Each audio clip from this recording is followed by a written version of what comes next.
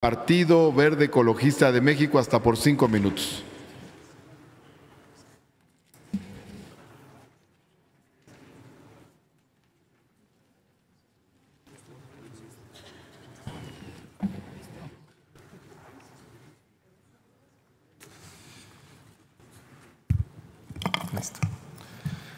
Con su permiso, señor presidente.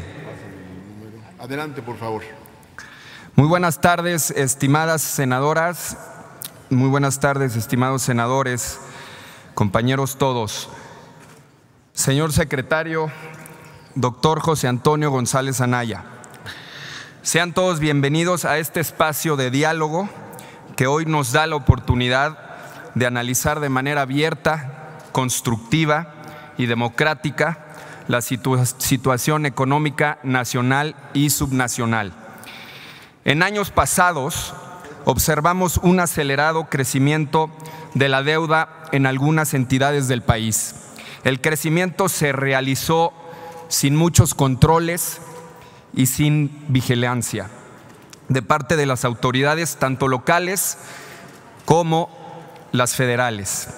Esto ocasionó un serio problema en sus finanzas públicas, distrayendo el uso de los recursos públicos de manera eficiente. Ante la necesidad de controles más eficientes, se reformó la Constitución para establecer con puntualidad que el Estado velará por la estabilidad de las finanzas públicas y del sistema financiero. Y en 2016 se expidió la Ley de Disciplina Financiera para las entidades federativas y los municipios, así como otras reformas en la materia. Esta ley, la cual, como su nombre lo indica, busca disciplinar a los estados en su manera de endeudarse, al mismo tiempo que obliga a una mayor responsabilidad y ordenamiento de las finanzas públicas mediante la implementación de diversas disposiciones obligatorias para los estados, sus municipios y organismos públicos, como es el sistema de alertas, el registro público único y el techo de financiamiento neto. La ley tuvo como propósito ser un mecanismo preventivo, proactivo y ser un instrumento eficaz de política pública responsable para generar mayor eficiencia en el ejercicio del gasto público, contribuir al mejor comportamiento de la deuda pública local e implementar medidas de control financiero que tanto se necesitan. En lo que va de la administración, hemos observado que la deuda subnacional ha mostrado un crecimiento del 30%. Y a nosotros en el Partido Verde nos preocupa la situación que se vivió en la administración anterior y no queremos que se vuelva a repetir.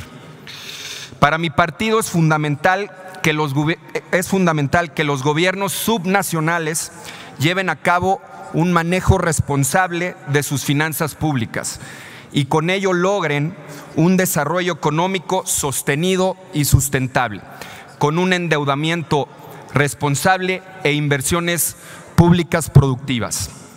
Es de vital importancia seguir con la aplicación de la norma y los mecanismos de disciplina financiera que eviten el uso discrecional de los recursos públicos, sobre todo aquellos generados a partir del endeudamiento. Es fundamental tener siempre en mente y continuar con los ejercicios de fiscalización, transparencia y rendición de cuentas. Acaba de mencionar usted, secretario, que el nivel de la deuda como porcentaje del PIB es razonable, 45 puntos del PIB, si escuché bien. Dada la relevancia del tema, quisiéramos escuchar de viva voz la visión de la propia Secretaría al respecto, y es por ello, doctor González Anaya, que le preguntamos hasta qué punto la deuda de los estados es una preocupación sistemática y qué se ha hecho para contener los riesgos inherentes a ese crecimiento. También, si nos puede dar cuenta ante la más alta tribuna y darnos testimonio cómo están entregando las finanzas públicas de acuerdo a los indicadores internacionales, incluyendo a las calificadoras. Quedamos atentos de su respuesta. Muchas gracias, señor presidente. Muchas gracias. Tiene ahora el uso de la tribuna la senadora María Antonia Cárdenas Mariscal, del Grupo Parlamentario del Partido Encuentro Social, hasta por 5 minutos. Adelante, por favor.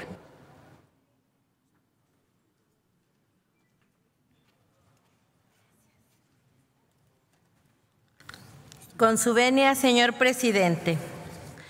Mi discurso es corto y breve, porque ya todos sabemos que México ha sido saqueado por miles y millones de pesos por todas esas personas corruptas. Aquí en nuestro México es lo que más impera, la corrupción. Por eso estamos como estamos. Señor secretario, doctor González Anaya, en su calidad de secretario de Hacienda y Crédito Público, le hacemos de manera respetuosa las siguientes preguntas.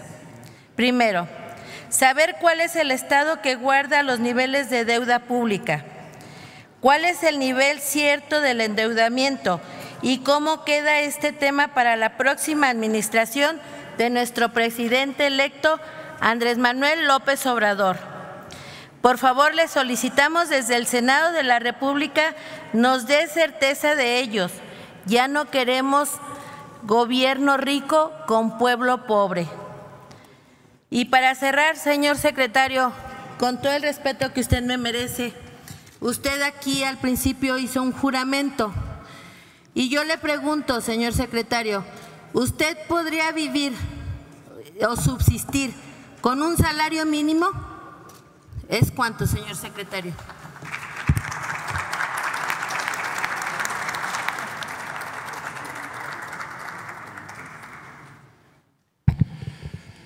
Enseguida tiene el uso de la palabra la senadora Cora Cecilia Pineda Alonso, del Grupo Parlamentario del Partido del Trabajo, hasta por 5 minutos. Adelante, por favor.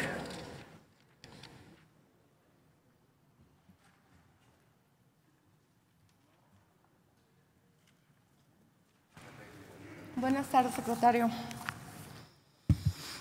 Con la venia de la presidencia, honorable asamblea, sea usted, gracias, bienvenido al Senado de la República a este ejercicio de diálogo. Cumplimos así con lo establecido en la Constitución, dando inicio a la revisión del desempeño del Ejecutivo en la materia que es su competencia. En su mensaje inicial nos presenta un escenario que debería dejarnos con una sensación de confianza, pues de acuerdo con sus datos, tenemos unas finanzas públicas sanas, un endeudamiento que está por debajo de los estándares internacionales en cuanto a su relación con el Producto Interno Bruto y una perspectiva con crecimiento que, si bien no es el que el país necesita, a fin de cuentas es positivo. Sin embargo, un análisis más puntual de las finanzas públicas ya no nos muestra un escenario tan optimista. De acuerdo con datos de la misma Secretaría, de enero a junio del 2018, el déficit público ascendió a 206.7 mil millones de pesos y el balance presupuestario, que incluye al gobierno federal, a los organismos de control directo, IMSS e ISSSTE, y a las empresas productivas del Estado, Pemex y Comisión Federal de Electricidad, pasó de un superávit de 121.7 mil millones de pesos a un déficit de 290.1 mil millones de pesos en el mismo periodo, con resultados deficitarios significativos en el gobierno federal, 93% del déficit total, y en la Comisión Federal de Electricidad. Lo anterior, resultado de la reducción de los ingresos por un monto de 155 mil millones de pesos durante los primeros 6 meses del 2018, representando un 10.3% con respecto a los del 2017. La evolución desfavorable de los ingresos se explica por la contracción del IEPS a gasolinas y diésel, menos 27.4%, por la pérdida de impulso de la reforma fiscal aprobada en 2013 en cuanto a la ampliación de la base de contribuyentes. A pesar de la estabilidad de las finanzas públicas, la tendencia es hacia un escenario en el que enfrentaremos riesgos y vulnerabilidades ante el comportamiento futuro de los ingresos, ante la volatilidad recurrente en el mercado petrolero y ante una menor actividad económica interna, situación que incidirá en el nulo crecimiento de los ingresos por el IVA y el ISR. A ello se agregan las presiones por el costo financiero de la deuda, que aumentó el 13.1% real en enero-junio de este año, y por las pensiones que se incrementaron al 6.2%. Previsiblemente, si bien no se recibirá una crisis ni sexenal ni de deuda, el próximo gobierno sí heredará unas finanzas públicas sin márgenes, con una deficiente e inefectiva estructura del gasto, nulos espacios para incrementar los ingresos y una deuda pública en aumento. No es posible que usted nos venga a decir, señor secretario, que la reforma energética fue un éxito, cuando estos últimos datos indican lo contrario. Señor secretario, México es una nación que, a pesar de sus riquezas, ocupa un lugar 16 entre 189 países del mundo, con un Producto Interno Bruto de 987 millones de dólares. Presenta uno de los mayores índices de inequidad. México es uno de los países más desiguales del mundo, pues el 1% más privilegiado recibe el 21% de los ingresos de la nación, mientras que 53 millones de mexicanas y mexicanos viven en situación de pobreza y 2.6 millones de menores entre 5 y 17 años, en lugar de estar en las escuelas, se ven obligados a trabajar para ayudar a sus familias. Estamos ante un México en que el 48% de las escuelas públicas carecen de acceso a drenaje, el 31% no tienen agua potable, el 12.8% no cuenta con baños sanitarios y el 11.2% no posee energía eléctrica. Mi pregunta es, ¿cómo conciliar un país de finanzas públicas sanas con una realidad en la que la pobreza, la desigualdad, la carencia de empleos bien remunerados, el incremento de precios de servicios públicos de mala calidad son la cotidianidad para millones de mexicanos? En los últimos 6 años, ¿cuál es su balance? ¿Su objetivo y metas estuvieron enfocadas a mantener el barco a flote? ¿Renunció a cualquier posibilidad de orientar la política económica hacia una estrategia que incentivara el crecimiento de la economía, la mejor distribución de la riqueza, la inversión pública productiva? Y por último, ¿considera que la situación en la que estamos es la ideal para un país con los recursos que tiene México? Le agradezco sus respuestas. Es cuanto, presidente. Muchas gracias, senadora. Ahora tiene la palabra el senador Juan Manuel Fósil Pérez, del Grupo Parlamentario del Partido de la Revolución Democrática, hasta por 5 minutos. Adelante, por favor. Sí, gracias, presidente. Buenas tardes ya a todos, compañeras, compañeros senadores. Pues bienvenido el secretario de Hacienda de este país. Después de escucharlo, de ver el informe, la verdad es que empiezo a hacer memoria de muchas cosas que han pasado en este país desde hace muchísimos años. Y me acuerdo que el expresidente Luis Echeverría Álvarez decía en aquellos entonces que estuvimos a un paso del abismo, pero dimos un paso hacia adelante y nos salvamos. Después llegó José López Portillo, dijo que iba a defender el peso como un perro y acabamos desastrosamente como país.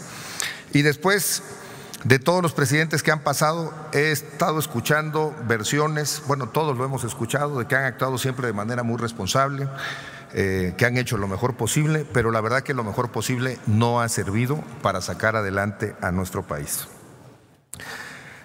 Se debe a varios factores, en algunos puedo estar de acuerdo, en otros no, pero la corrupción y la pobreza es parte de lo que ha sido la tónica de este sexenio. Hemos seguido avanzando en corrupción y en pobreza, no lo digo yo. El índice de percepción de la corrupción del 2017, publicado por Transparencia Internacional, nos coloca en el lugar 135 de 180 países, arriba de Zimbabue, Nicaragua, Haití, Salvador y otros más. Así estamos de mal en este país en cuanto a la corrupción. En México fueron muy famosos los casos que ya escuchamos, el de la empresa Evia de oceanografía, el proyecto del Tren México-Querétaro, Eolo Plus, Odebrecht, en fin, muchos casos más, la estafa maestra que ya han mencionado, casos muy graves de corrupción que no ha habido ninguna sanción a las personas que estuvieron vinculadas en este tipo de situaciones. En cuanto a la pobreza, comenta usted, secretario, que logramos sacar de la pobreza extrema a 2.2 millones de ciudadanos, o habitantes, más bien habitantes debe ser el tema. La pregunta es, ¿cuánto se está logrando sacar de la pobreza por programas sociales? Porque lo deberíamos lograr sacándolos adelante con programas de inversión en el campo, generando empleos, etcétera. Si los estamos haciendo a través de programas sociales, no estamos avanzando en esas cifras, desafortunadamente. El 43.6% de la población es pobre, prácticamente 1 de cada 2 mexicanos estamos en pobreza. No estamos prosperando, no estamos saliendo adelante con lo que necesita el país. Ustedes ofrecieron que íbamos a crecer al 5.3, íbamos a llegar al 5.3% de crecimiento económico a lo largo del sexenio, íbamos a ir ascendiendo. Me acuerdo que el secretario de Hacienda, Videgaray, criticaba al gobierno anterior que había sido muy mediocre el crecimiento con el 2.3%, y bueno, estamos terminando en las mismas cifras mediocres del gobierno anterior. Entre los problemas estructurales que sí tenemos serios está la balanza comercial, es cada vez más amplia el déficit que tenemos. En 2013 traíamos 200,000 millones de pesos en déficit, hoy traemos prácticamente el doble, 398,000 millones de pesos, dinero que se nos está yendo cada año del país. El valor del peso frente al dólar, pues un 47% de devaluación. Seguimos cayendo en el valor de nuestra moneda, en el valor de nuestros productos. De 12.96 que empezaron en el 2013, terminamos en 19 pesos prácticamente del dólar. Esto nos genera una inflación real. ¿A qué me refiero la inflación real? Bueno, pues porque el Banco de México nos está informando que a lo mucho vamos a llegar a un incremento de precios del 22% en este sexenio. El salario subió al 40%, entonces se supone que mejoramos el nivel del poder adquisitivo de la gente. Pero miren, el kilo de huevo estaba en 12 pesos, hoy está en 27, subió más del 100%. Kilo de tortilla estaba en 8.50, hoy está en 15.50, subió prácticamente el 100 también. La gasolina estaba en 9.80, está en 20 pesos ahora, 100% de incremento en cuestiones de la canasta básica, así que no estamos mejorando. En los empleos, sí, efectivamente crecimos 3.4 millones de empleos de muy bajo nivel de ingreso, aunque bueno, es un avance. Hay que mejorar la calidad de los empleos en México porque si no, no vamos a salir de estos niveles socioeconómicos en los que tenemos hundido a nuestro país. Y la deuda pública, pues es lamentable que siga creciendo la deuda. Si bien el ingreso petrolero bajó, secretario, ustedes aumentaron la deuda casi un 75% en el sexenio. En el 2014 crecimos 1 billón de pesos en deuda, en el 2015 1.200.000 millones, en el 2016 1.500.000 millones de pesos. Crecimos 4.800.000 millones de pesos en el sexenio, 4.484.000 millones de pesos, un dineral, el 75% de incremento en la deuda. Nos hemos endeudado más de lo que crecemos. El PIB creció alrededor del 15-16%, la deuda creció en el 75%. El pago de intereses son 640,000 millones de pesos al año, 648,000, y la inversión pública son 640,000. Pagamos más de intereses que de inversión en la población, de inversión en infraestructura, así que estamos verdaderamente mal. Yo le invito a que nos diga, porque ya el tiempo se nos acabó como sexenio, como gobierno, que nos indica qué fue lo que no se hizo, por qué no alcanzamos los objetivos del Plan Nacional de Desarrollo y en qué fallaron, básicamente. Muchas gracias. Buenas tardes, compañeros. Gracias, senador. Tiene ahora el uso de la tribuna la senadora Verónica Delgadillo, del Grupo Parlamentario de Movimiento Ciudadano, hasta por 5 minutos.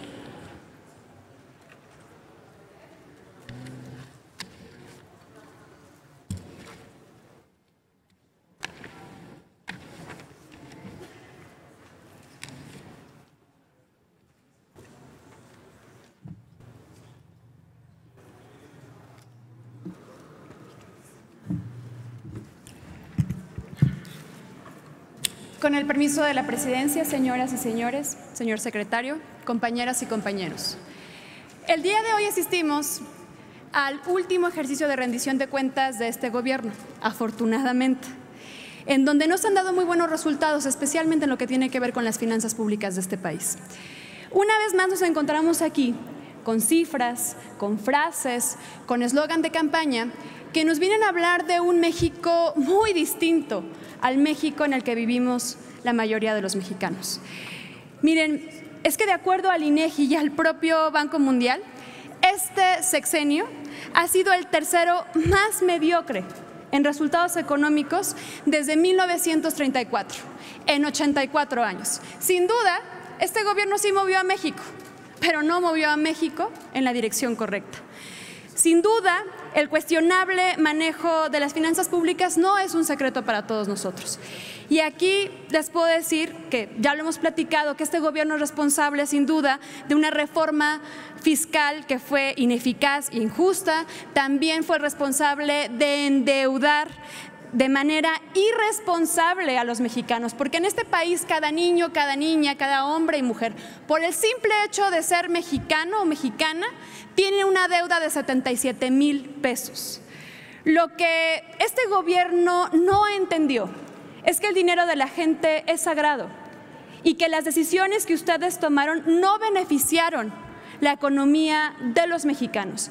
Y solo así nos podemos explicar, por ejemplo, que este gobierno haya decidido en los últimos 18 días cerrar este sexenio con un casetazo, que ya lo han platicado algunos de mis compañeros, porque de verdad el incremento que se hizo, de acuerdo a los propios números que hemos tenido alcance, es de entre el 12 y el 18% y algunas casetas del 200%. Como lo hemos mencionado, cruzar el país nos cuesta 22,000 pesos, con un salario mínimo que no es digno para los mexicanos. Un mexicano con ese salario tendría que dedicar 2 días de todo su trabajo tan solo para pagar una caseta. De ese nivel insostenible es la mala decisión que tomó este gobierno para darnos el casetazo. Eso sin mencionar, por supuesto, las consecuencias inflacionarias y las afectaciones que va a tener a las industrias de transporte y de servicios y a las industrias productivas de nuestro país. Por si fuera poco, pues ya lo sabemos todos, las carreteras no están en mejor estado, no son más seguras, no están en mejores condiciones. Este casetazo de verdad fue sin argumentos ni explicaciones. Por ello, también nos sorprende que algunas fuerzas políticas de este recinto ni siquiera se hayan pronunciado en torno a ello. Pero al final, lo que nos queda claro es que no tenemos respuestas. Y nos gustaría preguntarle, señor secretario, es que sea muy honesto y nos diga a todos los mexicanos a quién beneficia este casetazo. Finalmente, quiero señalar, quiero hablar de la vocación de derroche y opacidad de este gobierno, porque en los últimos 5 años, mediante ampliaciones y adecuaciones presupuestales que se hicieron totalmente discrecional, señor secretario, se asignaron al menos 125,000 millones de pesos más a rubros de publicidad, por ejemplo, de viáticos, de consultorías. 125,000 millones de pesos que no fueron aprobados por los diputados en la aprobación de los presupuestos de esos 5 años. 125,000 millones de pesos que le pudieron haber cambiado la vida a millones de mexicanos. La pregunta, señor secretario, es: ¿por qué no hicieron nada en este gobierno para cambiar la forma en la que ejercieron los recursos de todos los mexicanos? ¿Por qué hicieron del despilfarro y de la opacidad el modus operandi de este gobierno? ¿Por qué después de tantos años no se hizo nada para controlar, para transparentar, para limitar el mal uso de las ampliaciones presupuestales a ramos de gasto verdaderamente superfluo?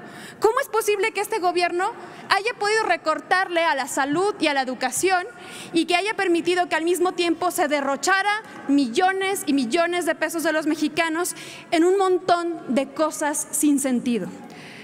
Miren, compañeras y compañeros, en Movimiento Ciudadano estamos convencidos que la austeridad va mucho más allá de los recortes simbólicos, de que se trata de poner de verdad las reglas claras para terminar, por supuesto, con el despilfarro y con los excesos.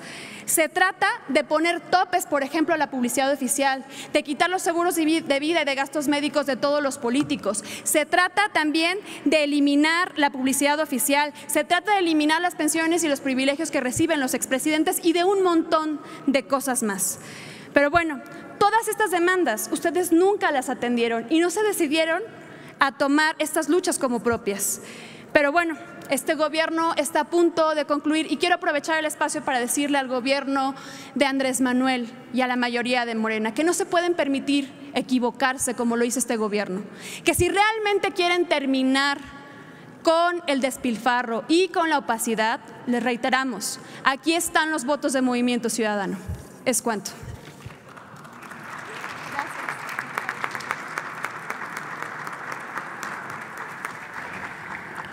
Gracias, senadora. Tiene ahora el uso de la palabra la senadora Nubia Magdalena Mayorga Delgado, del Grupo Parlamentario del Partido Revolucionario Institucional, hasta por 5 minutos.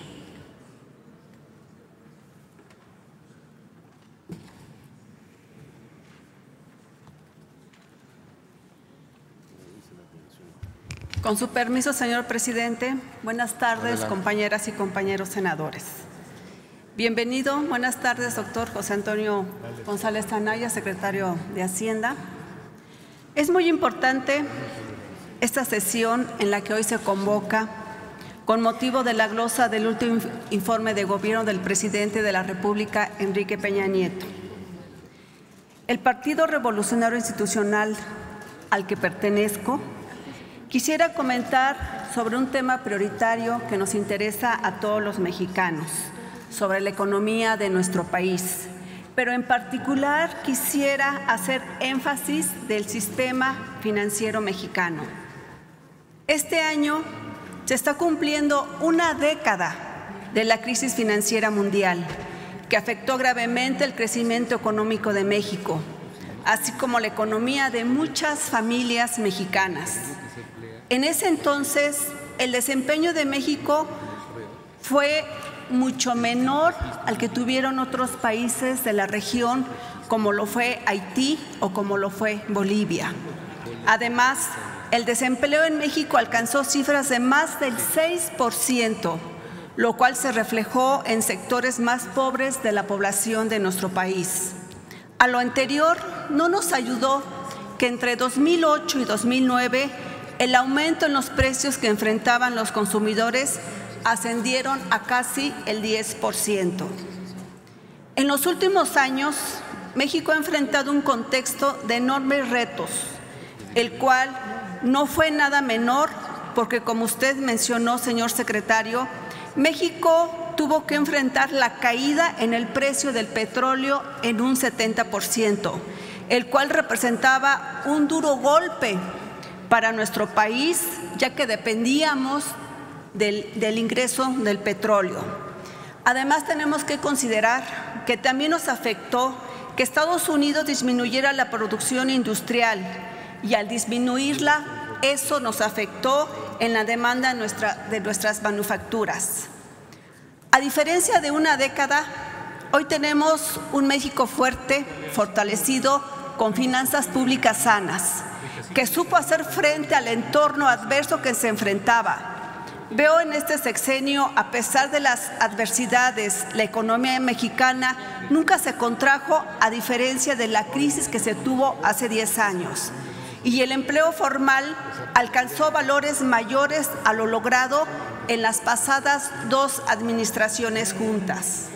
Además, la inflación en este sexenio ha sido la menor desde que se tiene registro.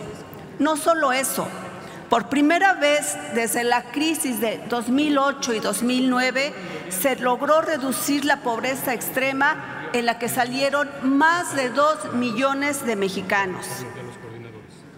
En resumen, señor secretario, en este grupo parlamentario estamos conscientes del difícil entorno global en que nos enfrentamos los mexicanos en los últimos años.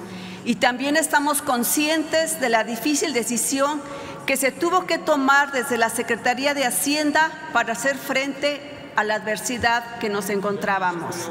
En este sentido, nos comprometemos desde nuestro ámbito de competencia a contribuir para mantener un sistema financiero sólido que siga fortaleciéndose con un inquebrantable desarrollo para el beneficio de todos los mexicanos.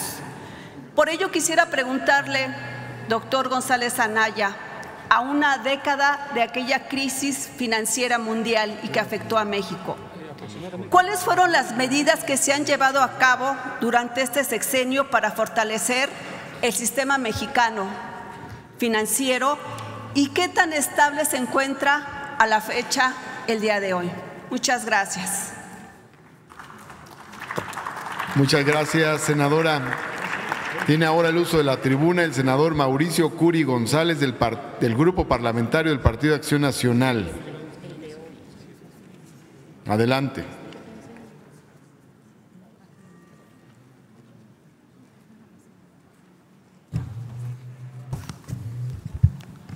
Muy buenas tardes. Con el permiso de la presidencia, compañeras y compañeros senadores. Señor secretario, el último informe de gobierno asegura que el México de hoy es un país con mayor desarrollo, prosperidad, crecimiento económico, generación de empleos y con la inflación más baja en los últimos 50 años. Aunque entendemos que las cifras que maneja el sexto informe refieren a una estabilidad en la macroeconomía, esa estabilidad no se ve reflejada en el día a día de los mexicanos. La falta de oportunidades, la pobreza y la marginación nos habla de otra realidad. La realidad, señor secretario, compañeras y compañeros, es que el México de hoy es un país con 9.4 millones de personas en extrema pobreza. Las cifras que manejan de empleos podrán arrojar números alegres para las estadísticas, pero la realidad nos dice que son empleos mal pagados e insuficientes para el buen desarrollo y sostenimiento de las familias. En los últimos 6 años se endeudó al país. De acuerdo a las cifras más recientes de la Secretaría que usted encabeza, el nivel de deuda alcanza 10 billones de pesos. Al respecto, hay preguntas que exigen respuesta, secretario. ¿Por qué si el endeudamiento aumentó en un 70% en los últimos 6 años, esos ingresos no se vieron reflejados en un aumento en la calidad de vida de los mexicanos? ¿A dónde se fueron esos recursos? Nos afirman que en este sexenio se tuvo la inflación más baja, nada más lejos de la realidad. Por ejemplo, el precio de la carne de res hace 6 años era de 76 pesos el kilo en promedio. Hoy, ese mismo kilo de carne cuesta poco más de 108 pesos, es decir, 42.6% más. El precio de un litro de leche hoy cuesta 25% más. El pollo pasó de costar 47 pesos a 55. Las tortillas de maíz hoy son 16% más caras. El litro de gas LP, cuando este gobierno asumió la presidencia de la República, costaba 6 pesos con 16 centavos. Hoy cuesta 11 pesos, prácticamente el doble. Pero eso no es todo. el incremento sostenido del costo de la energía eléctrica, que para el sector comercial e industrial llegó a ser del 125%, se convierte en un lastre para el desarrollo y consolidación de los negocios. En el agro, la industria y el comercio, cada día es más común ver cómo los empresarios micro y pequeños tienen que cerrar por ese y otros costos relacionados por la falta de competitividad en el país. Definitivamente, esto nos impide creer que se tuvo la inflación más baja de la historia. El juego de números con sus promedios anualizados, arrojando cifras espectaculares, no son suficientes para evitar que los efectos de la inflación acumulada se resienten en el bolsillo de los mexicanos, socavando su ingreso y disminuyendo la capacidad de compra a su mínima expresión. Esto también influyó en la debilidad del peso frente a otras divisas. En este sexenio, el tipo de cambio se ha depreciado más del 50% hasta llegar a los 20 pesos por dólar estadounidense.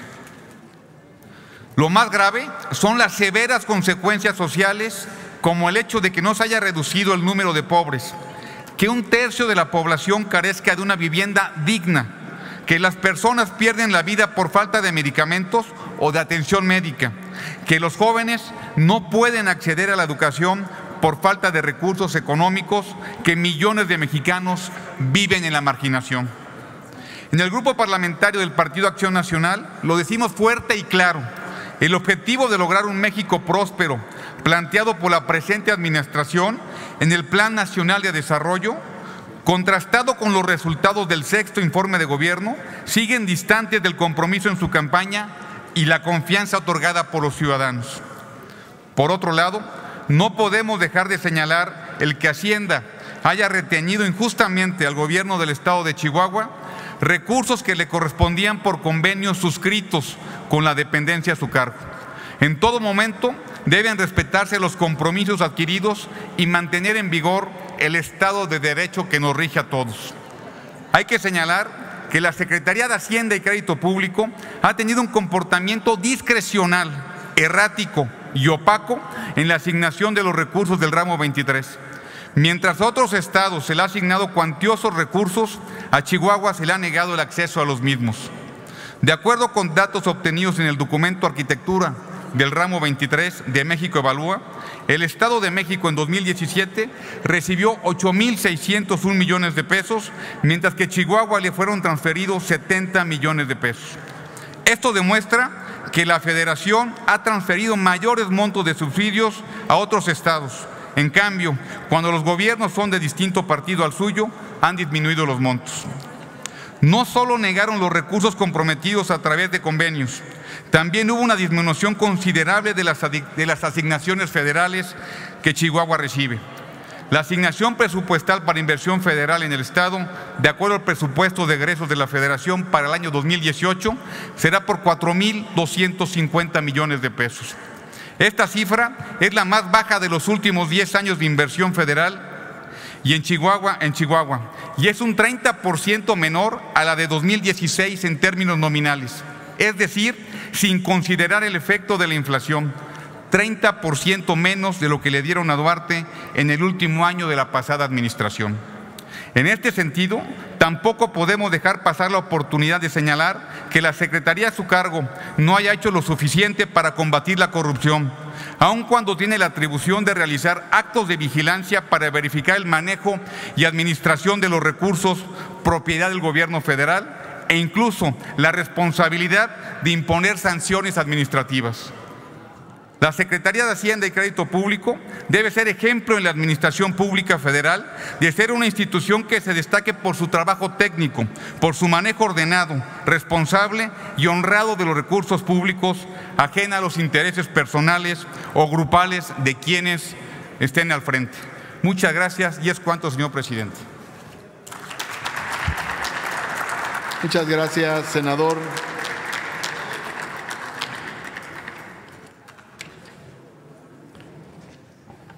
Para cerrar la segunda ronda de preguntas, el grupo parlamentario de Morena, con el acuerdo de la mesa directiva, dividirá su tiempo en 2 intervenciones. Primero hará uso de la palabra el senador José Narro Céspedes y cerrará la ronda la senadora Ifigenia Martínez. En consecuencia, tiene la palabra el senador José Narro.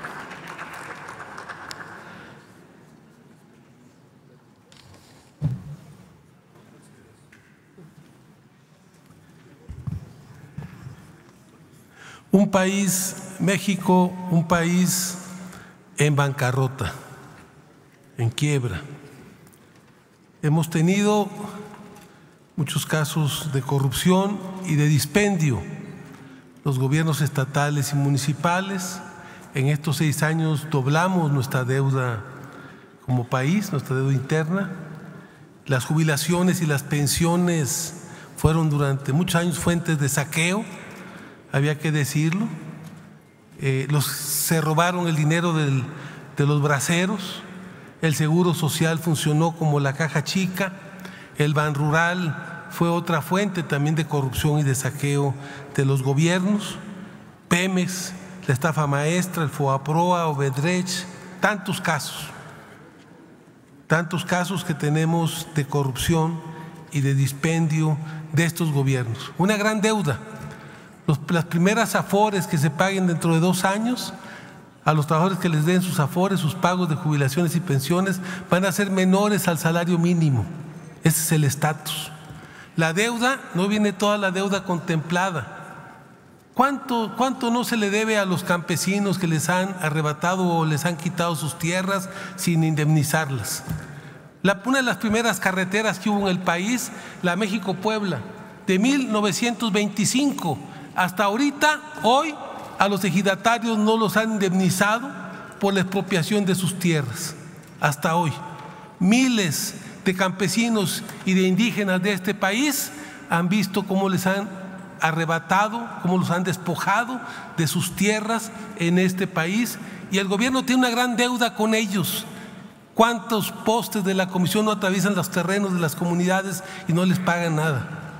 ¿Cuántos atropellos, presas no se han construido en los terrenos y tampoco les han pagado nada? La deuda es innumerablemente mayor a la que actualmente se reporta. El problema que tenemos no es un problema es un problema de modelo.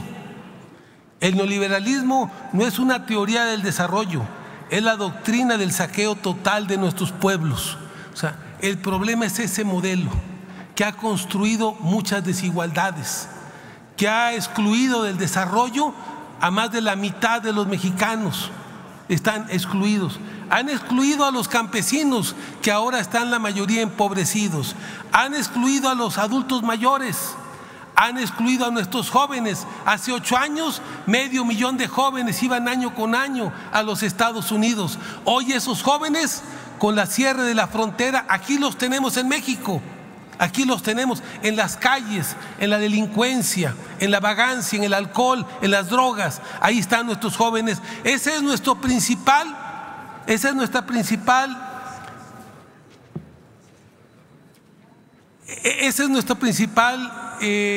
elemento,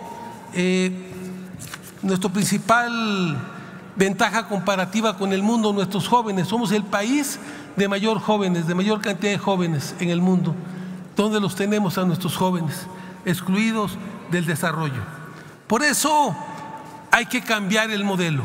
Hoy, con Andrés Manuel, en este cambio, vamos a incorporar a nuestros jóvenes, a las mujeres, a los indígenas, a los campesinos, al desarrollo de este país, para construir un México justo, equitativo, democrático y de libertades. Muchas gracias. Gracias, senador. Tiene el uso de la palabra la senadora Ifigenia Martínez para cerrar esta segunda ronda. Adelante, senadora. Muchas gracias, señor presidente.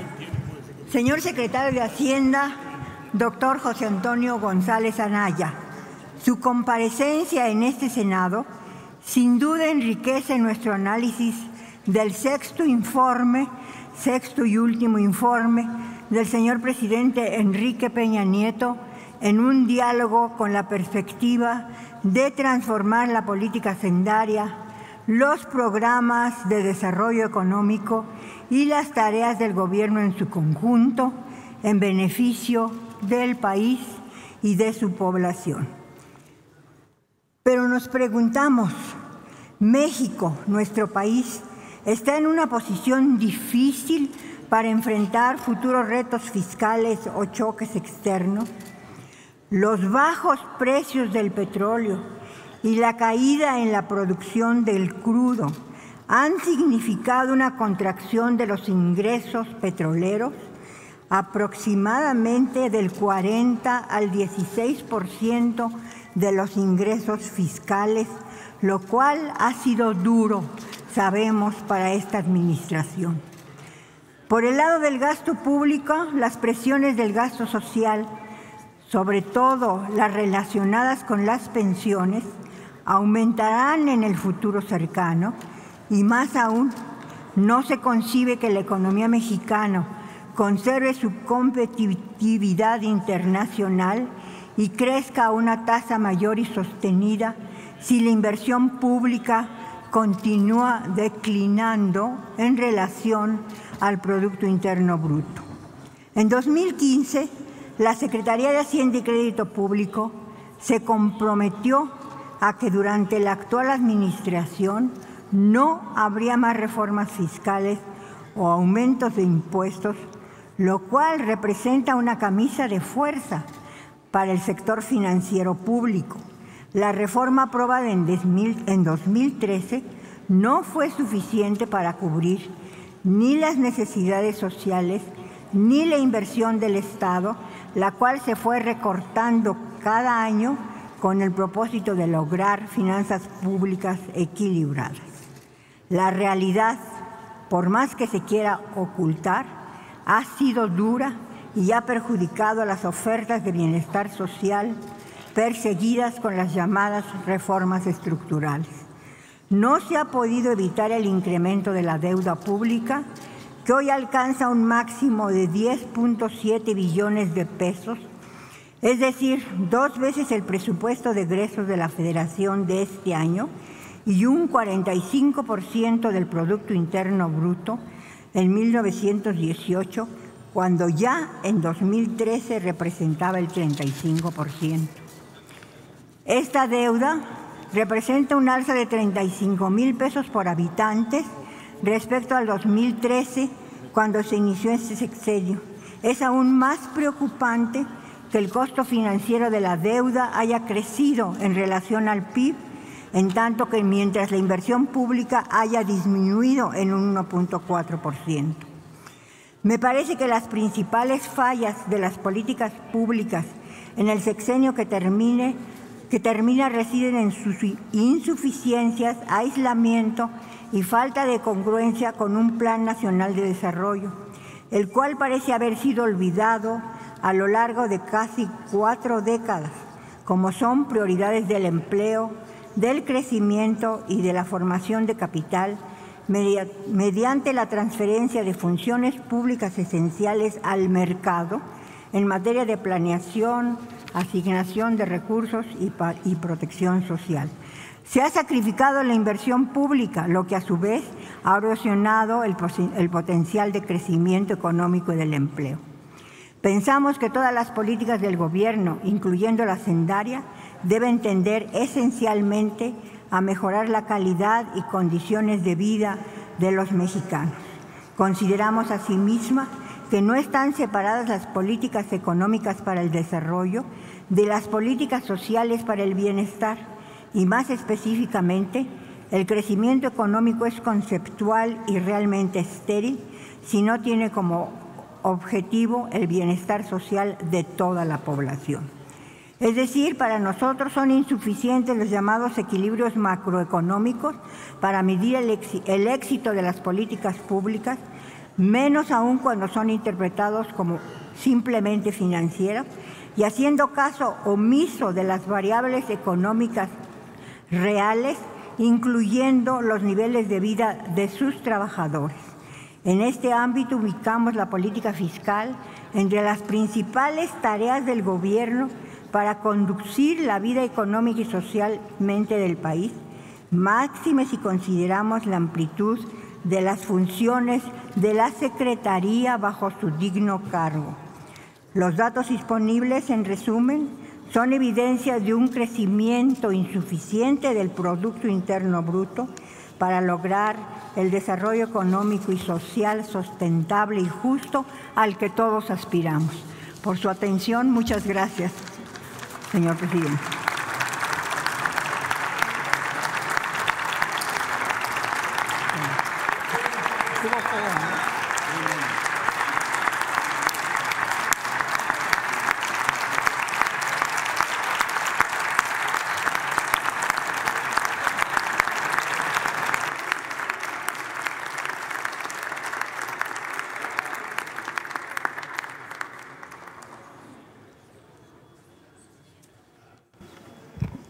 Muchas gracias, maestra Ifigenia Martínez, senadora de la República. Tiene ahora el uso de la palabra el doctor José Antonio González Anaya para responder a las preguntas planteadas en la segunda ronda. Adelante, por favor.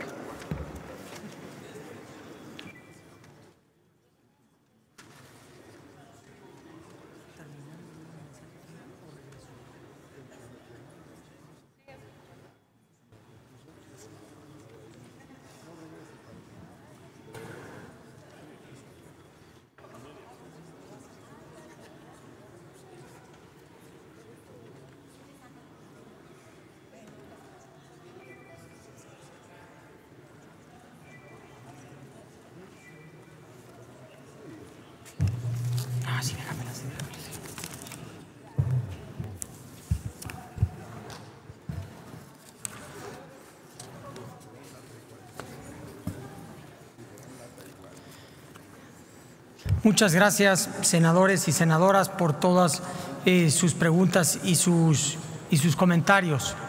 Les agradezco enormemente los nuevos temas que han salido y también revisitar algunos de los viejos temas que salieron.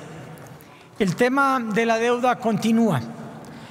Para responder puntualmente a la pregunta de cuánto es en términos nominales, la deuda externa, senador, es de 200,000 millones de dólares y la deuda interna es de 5.6 millones de pesos.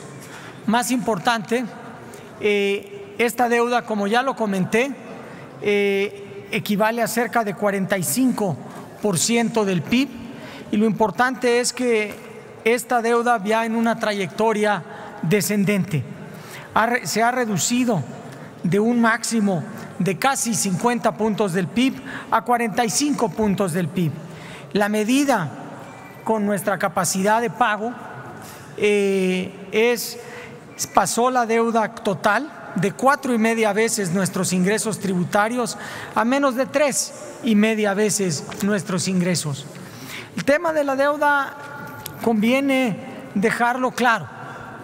Es una deuda que, comparado por niveles internacionales, es un nivel favorable, es un nivel razonable. Insisto que la trayectoria descendente de la deuda es lo más importante. Nos da la señal de que la deuda poco a poco se va a ir disminuyendo como porcentaje de nuestro PIB, como en tamaño relativo de nuestra economía.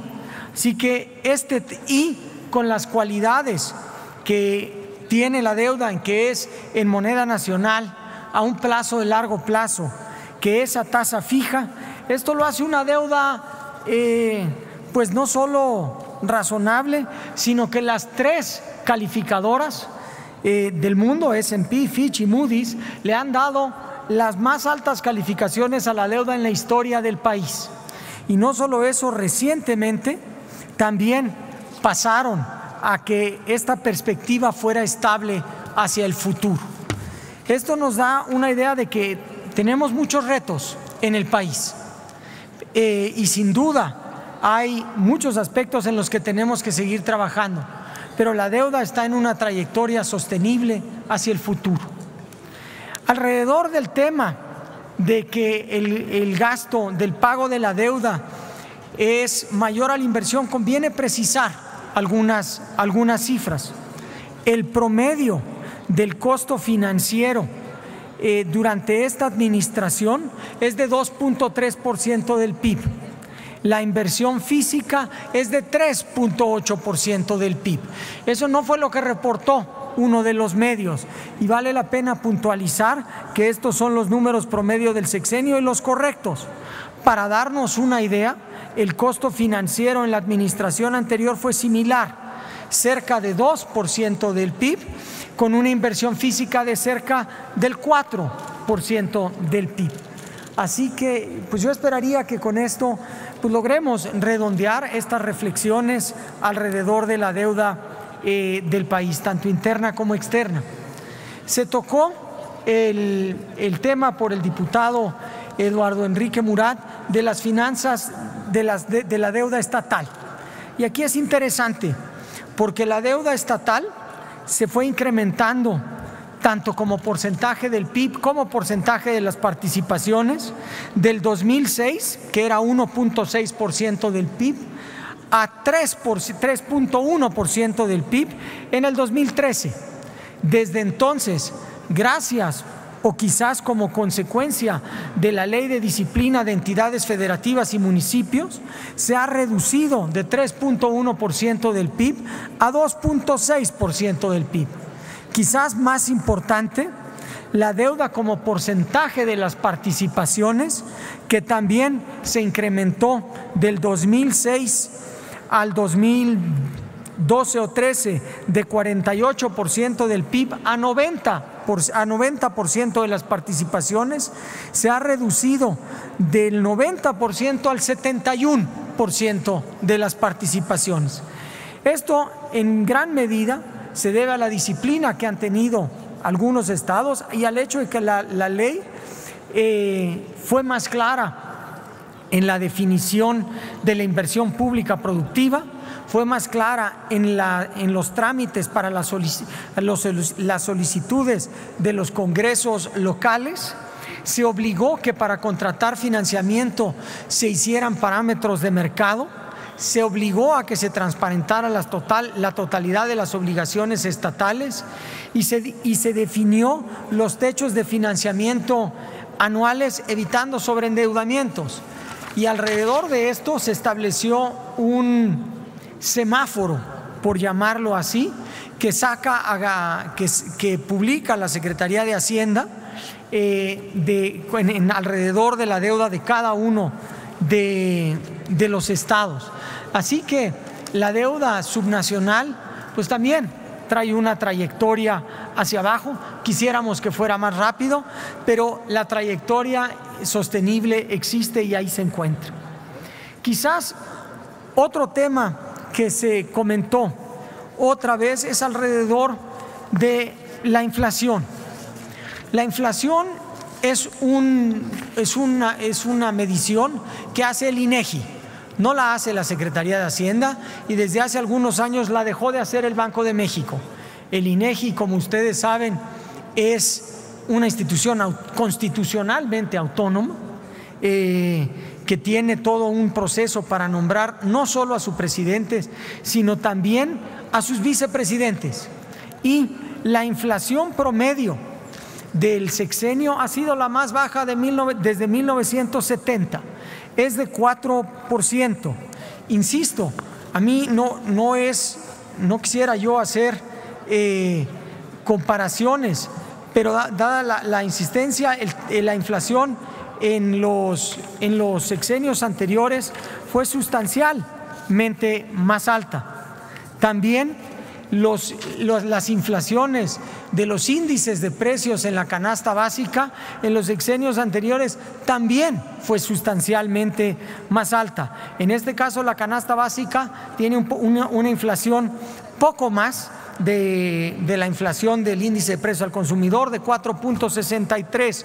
Para darnos una idea, el sexenio anterior fue de 5, el sexenio anterior fue de 5, el pasado de 24 y el anterior de 16.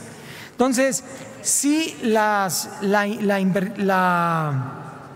la inflación durante este sexenio ha sido la más baja en la historia reciente. Siempre podíamos y tenemos algunos precios puntuales que se han movido más o menos, pero al final del día lo que tenemos que buscar es el promedio. No quisiera yo entrar a una discusión de cuál de los temas, cuál de los productos subieron más o subieron menos, pero sí es importante dejar claro que la inflación medida por un órgano autónomo es la más baja desde 1970, que lleva a otro tema que está relacionado. El incremento en el salario mínimo ha sido bien importante. Durante esta administración, el salario mínimo se ha aumentado 15.8%. Para darnos una idea, del 2007 al 12 cayó 0.2%. Del 2001 al 2006 subió 1% y del 95 al 2000 cayó 11%. Es una mejora sustantiva en el salario mínimo. El tema alrededor de la reforma financiera ha tenido un impacto enorme en el sector financiero, en muchos sentidos. El crédito en todos los rubros ha aumentado. Les doy algunos datos. El crédito del 2013 al 2018 para empresas ha aumentado 57%, para la vivienda 29%, para el consumo 25%. Pero quizás más importante, las tasas de interés han caído pese a que las tasas de referencia, como ya lo mencioné en la intervención pasada, han subido. ¿Esto qué quiere decir? Pues que la tasa de referencia del Banco de México ha subido, por dar algún número, lo que nosotros llamamos la TIE, que es la tasa interbancaria, ha subido 4%. Sin embargo, las tasas a los préstamos personales han caído 13%, las tasas al consumo han caído 3%, las tasas a las hipotecas han caído 1%. Esto lo que quiere decir que el sector financiero mexicano es más competitivo hoy. Hay más competencia entre los bancos y la diferencia entre la tasa que pagan y la tasa que cobran se ha comprimido. Hay otras maneras de medir esto. El Banco Mundial mide la competitividad del sector financiero en México y subió al sector financiero de un ranking del 40 al 6º lugar, y el Foro Económico Mundial lo subió del número 63 al número 36. ¿Eso qué nos dice? Pues que el sector financiero está dando un montón, o sea, está beneficiando a la gente. El número de usuarios del sector financiero formal ha aumentado en 4 millones de usuarios al año. Esa es una cifra enorme. Son 4 millones de mexicanos que antes no tenían acceso al sector financiero formal. En su conjunto, el sector financiero, hay muchas maneras de medirlo, ha subido de 55% del PIB a 63% del PIB, el crecimiento más alto que hemos tenido en muchísimos años.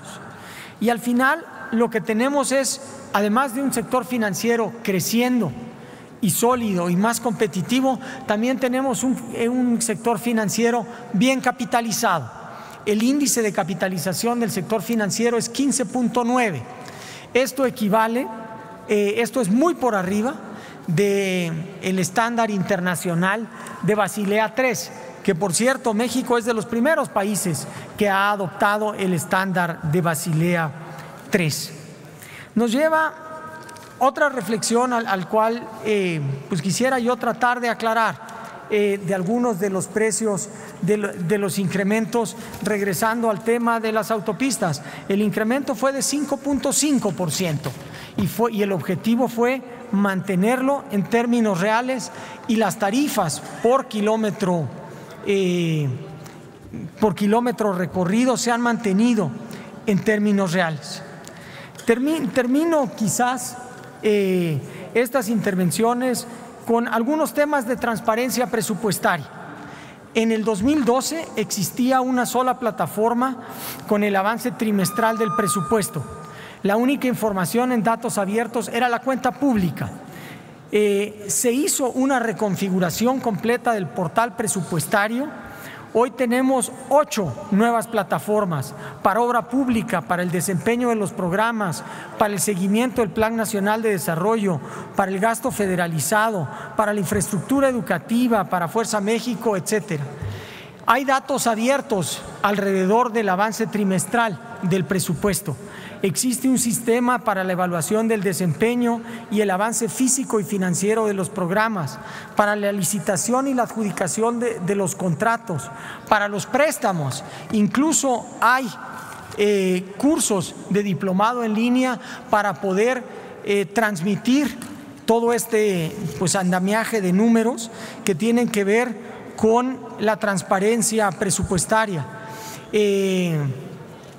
Diferentes organismos nos han mejorado nuestro ranking internacional en términos de transparencia presupuestaria, que me lleva al tema de las transferencias a los estados.